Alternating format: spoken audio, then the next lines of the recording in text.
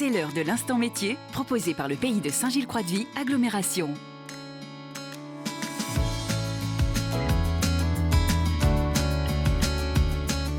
Bonjour à toutes et à tous, bienvenue dans ce nouveau numéro de l'Instant Métier. Alors aujourd'hui, nous allons découvrir un métier encore peu connu, économe de flux. Économe de flux, c'est donc un enjeu pour demain. À seulement 26 ans, Simon va nous présenter son métier sur le pays de Saint-Gilles-Croix-de-Vie, agglomération. On va justement le rencontrer.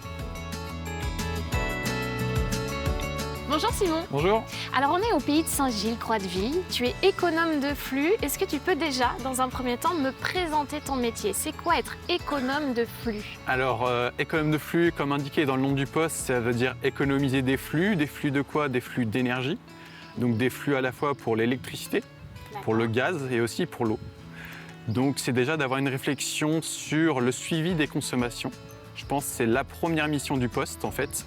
Bien connaître les bâtiments. Bien suivre les bâtiments au niveau des consommations d'électricité, de gaz et d'eau. Proposer des solutions de mise en place d'actions, à la fois techniques, notamment pour des travaux, soit de petite envergure ou de plus grande envergure, soit aussi pour des actions de sobriété, comme des consignes de chauffage notamment. On est en train de voir pour mettre en place des sous-compteurs au niveau de notre multiplex aquatique. Pour mieux suivre et mieux connaître nos consommations, je pense que c'est déjà la première étape en fait. On a actuellement des données globales sur site. Et le mieux, c'est d'avoir des données par équipement, en fait, et par usage.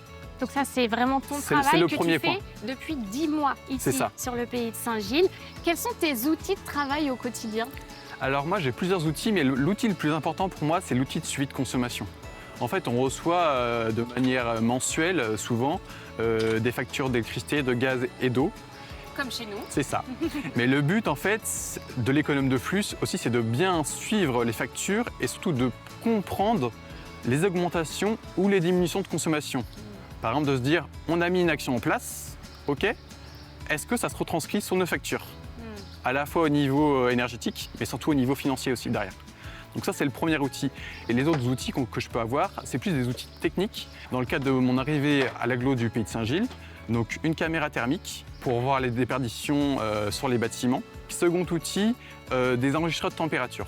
Donc même principe, en fait, ça permet d'analyser le comportement du bâtiment, avec lesquels on peut analyser deux choses, à la fois sur les consignes de chauffage et aussi sur les questions de confort d'été.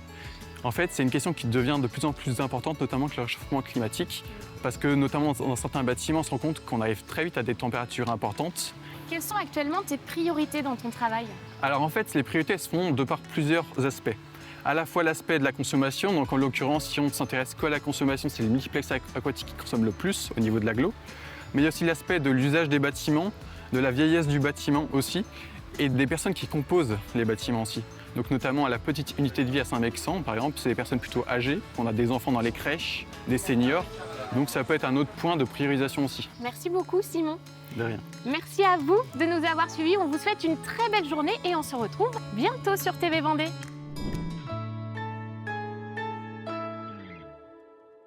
C'était l'Instant Métier, proposé par le pays de Saint-Gilles-Croix-de-Vie, agglomération. Besoin de plus d'informations? Consultez leur nouveau site pays-saint-gilles.fr.